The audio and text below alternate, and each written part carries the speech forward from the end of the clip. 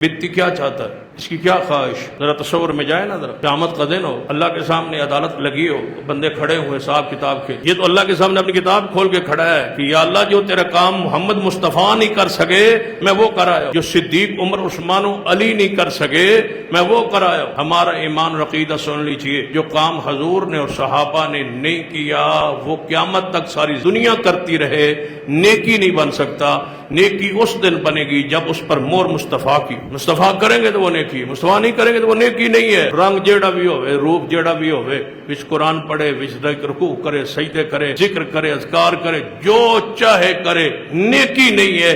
नेकी तब है पहले मुस्तफ़ा ने किया हो, फिर आपके नक्शे कदम पे किया जाए, अल्लाह उस अमल को कबूल करेगा और वो नेकी हो। तुम तो कहते हो ना गलियों में चूना बखेरना, मैं कहता हूँ सोना बखेर लो हजूर की मोहब्बत में, और सोने पर चल के आओ, तब भी नेकी नहीं है जब तक उस पर मुस्तफ़ा की मोहर ना हो। ये फूल क्या है और ये चूने क्या है, ये झंडियां क्या है, ये पुराने कपड़ों की लीरें क्या है, देख लो जो हमारी गलियों में लगी हुई है। तकरीबन 8-10 साल से मैं देख रहा हूँ वही लीरें दोबारा ये प्लेट के प्लेट रख देते हैं, अगले साल फिर लगा देते, धोते भी नहीं। ये मोहब्बत है रसूलुल्लाह, वही फटी हुई पुरानी मैली कुचैली गली सज रही, इस तरह समझते हैं कि रसूलुल्लाह राजी हो जाए। हमने ईद मनाई है, मनाओ नहीं, रसूलुल्लाह को मनाओ, और आप मानते हैं सुन्नत पर अमल करने।